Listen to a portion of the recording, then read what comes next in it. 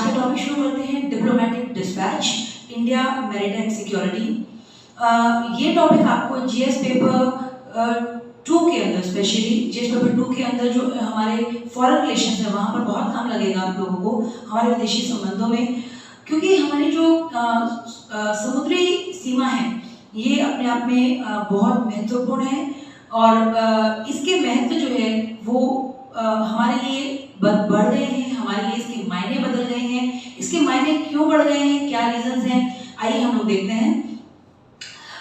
जैसा कि आप स्क्रीन पे देख रहे हैं, maritime security means the protection of a state from threats arising from the ocean and the sea, यानी समुद्रों के द्वारा जो प्रॉब्लम्स हमें पैदा होती हैं, हमारे सामने आती हैं, उसी को हम कहेंगे मैरिटाइम सिक्योरिटी से सिक्योरिटी, जिसके द्वारा हम उनका सामना करते हैं।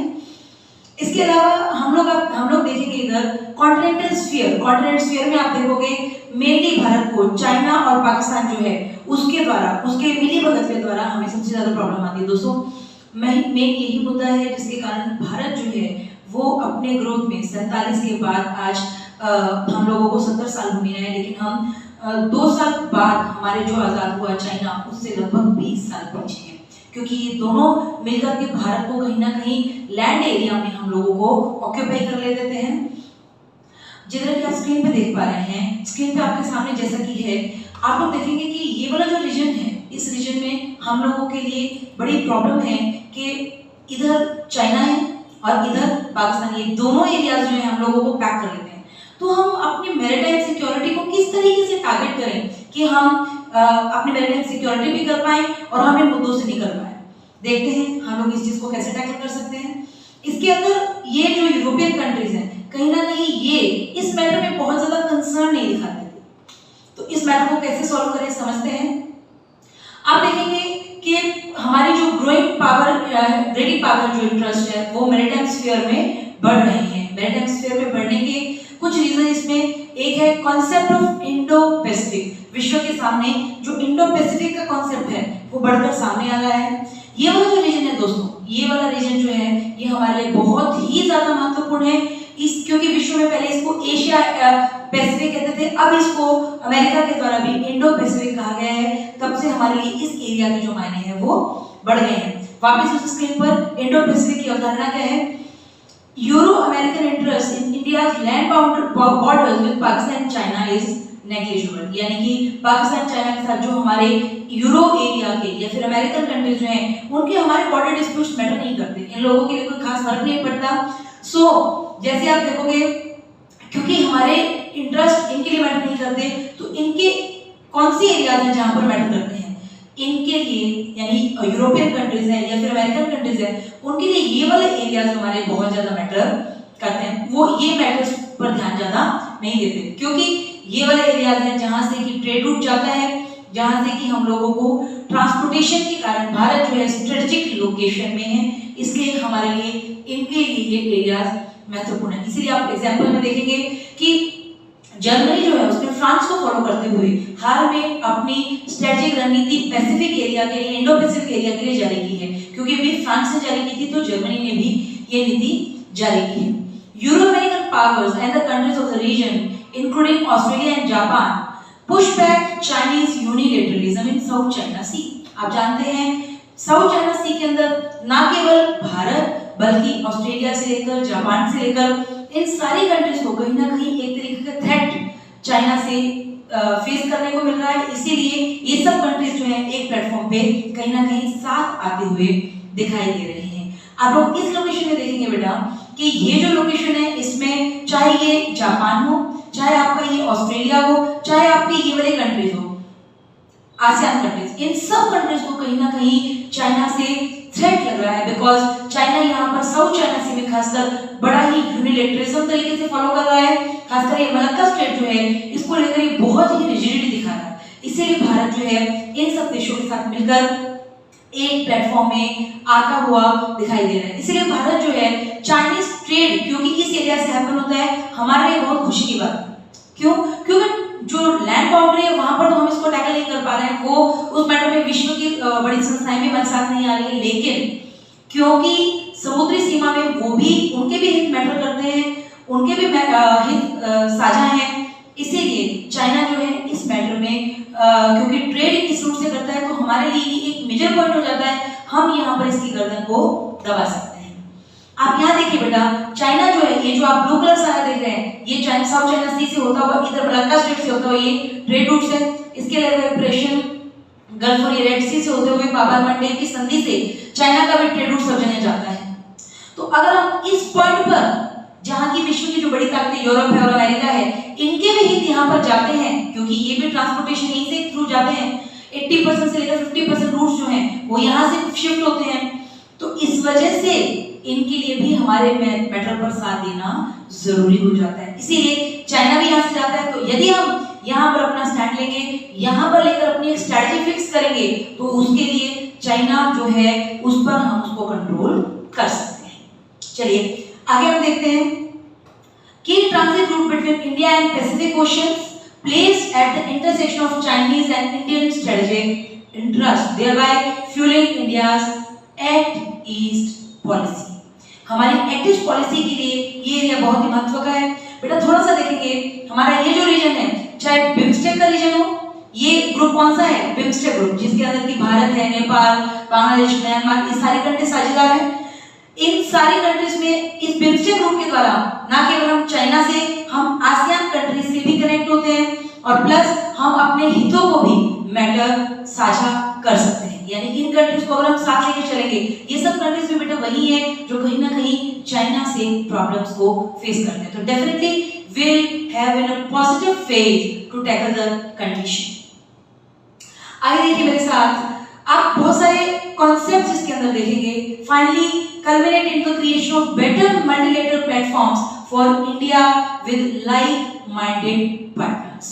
यानी हम लोग एक जैसे सोच वाले जो देश हैं वो इसमें साथ आ सकते हैं। एक जैसी सोच वाले देशों से मतलब यहाँ पर क्या है, मतलब हम लोग ऑस्ट्रेलिया, जापान, अमेरिका, है ना, सारे आसियान कंट्रीज, क्योंकि ये सब कंट्रीज हैं जो कहीं ना कहीं चाइना से परेशान हैं, परेशानी का सामना करते हैं। तो हम लोग कहीं ना कहीं इस प्रॉब्लम जो है उसका सामना करने में आगे बढ़ सकते हैं। इसके अलावा आप जैसे कि स्क्रीन पे भी देख रहे हैं इन सारे कंट्रीज का, ये सब कंट्रीज मेन अब क्वाड के ग्रुप के रूप में सामने आ रहे हैं, जिसके कारण हम लोग इन प्रॉब्लम्स को डील कर सकते हैं, जैसे India, Japan, US and Australia. तो ये इस मैटर को साझा करने में हम लोगों के सहयोग कर सकता है। चलिए इसके अलावा हम देखेंगे भारत की जो बाउंड्री है, हमारा जो कोस्टल बाउंड्री है, वो 7500 किलोमीटर से अधिक समुद्री सीमा हम साझा करते हैं, जिसका मतलब है हमारा समुद्री सुरक्षा रखने में मेजर स्टेक होना चाहिए, क्योंकि भारत बहुत बड़ी एडवांटेज में है, जिसमें से कि 7500 किलोमीटर की लॉन्ग कोस्टल बाउंड्री हम लोग वहन करते हैं। इसमें securing sea lanes of communication, जिसमें सबसे इंपॉर्टेंट है हम अपना सी लेन ऑफ कम्युनिकेशन है उसको ध्यान में रखें। सी लेन ऑफ कम्युनिकेशन क्या है, इसके द्वारा हमारी एनर्जी सिक्योरिटी और इकोनॉमिक प्रोस्पेरिटी को ध्यान में रखा जा सकता है। बहुत महत्वपूर्ण सी लेन ऑफ कम्युनिकेशन का पहले पिक्चर देख लीजिए बेटा। सी लेन ऑफ कम्युनिकेशन का मतलब हुआ हमारा सी रूट किधर से हम कोरिलेट करते हैं। एक तो हम लोग ये मलक्का स्ट्रेट जिससे चाइना भी कनेक्ट होता है, हम लोग भी जाते हैं, चाइना भी जाता है, और ये वाला एरिया कौन सा हो गया, ये पर्शियन गल्फ का एरिया हो गया, और ये रेड सी है ना, बाब एल मंडेब की जलसंधि। इन तीनों रूट्स के द्वारा हम लोग कनेक्ट होते हैं। ये रूट ही वो रूट है बेटा जिसके कारण हम लोग अफगानिस्तान से कनेक्ट होते हैं, इसीलिए ईरान भी हमारे लिए बहुत महत्वपूर्ण हो जाता है, और इसके अलावा इधर से कनेक्ट होते हैं। ये सी लेन ऑफ कंट्रोल जो है ये हमारे लिए बहुत ज्यादा महत्वपूर्ण है, क्योंकि इस सी लेन ऑफ कम्युनिकेशन के द्वारा ही हम लोग अपना ट्रांजिट करते हैं, और इसके अंदर हम लोग अपनी एनर्जी सिक्योरिटी, क्योंकि एनर्जी में मेनली यही ट्रांसपोर्टेशन होता है, इसके अलावा आर्थिक मुद्दे भी हमारे लिए बहुत ज्यादा महत्वपूर्ण हो जाते हैं, जिसके अंदर आप सामने देख रहे हैं बेटा SLOC is connecting the Red Sea to the Indian Ocean through the Bab el Mandeb, Persian Gulf to the Indian Ocean from Strait of Hormuz, and SOC connecting through the Straits of Malacca, Hormuz and Bab el Mandeb, जैसा कि मैंने अभी आप लोगों को बताया। बहुत ही महत्वपूर्ण डेटा, मेंस में लिखने आपके बहुत काम आएगा। हमारा 75% वर्ल्ड का जो मैरीटाइम ट्रेड है वो इस रूट से होता है, इसके अलावा 50% ग्लोबल ऑयल कंजम्पशन इस रूट से होता है। इसीलिए जब विश्व के अंदर रशिया यूक्रेन का वॉर आप लोग देख रहे हैं कि वॉर हुआ, इस वॉर के कारण हमारे लिए, हमारे वर्ल्ड के लिए ये जो रूट्स हैं और महत्वपूर्ण हो गए, क्योंकि कहीं ना कहीं जो वो रूट्स थे वहां से रूट्स जो है इधर की तरफ हम क्या कहेंगे, इधर की तरफ हमारा जो ट्रांजिट है वो बढ़ गया, क्योंकि कहीं ना कहीं वो वाला एरिया चौक हो गया। ठीक है, आप लोगों के सामने है ही, आप लोग देख रहे हो हॉर्मोज है, बाबर मंडेब है और मलक्का स्ट्रेट है। ठीक है, और यही रूट्स हैं, चाइना भी यूज करता है। इस रूट पे अगर हम लोग कोई स्ट्रेटेजिक पॉलिसी बनाएंगे तो डेफिनेटली हम बेहतर तरीके से चीजों को टैकल कर सकते हैं। Protection from sea based threats to Indian territorial integrity, जरूरी क्या है, हम अपनी राष्ट्रीयता जो है उसको, हम राष्ट्रीय अपनी सुरक्षा जो है उसमें ध्यान रखते हुए अपने सी बेस्ड मैटर्स हैं उसको फेस करें।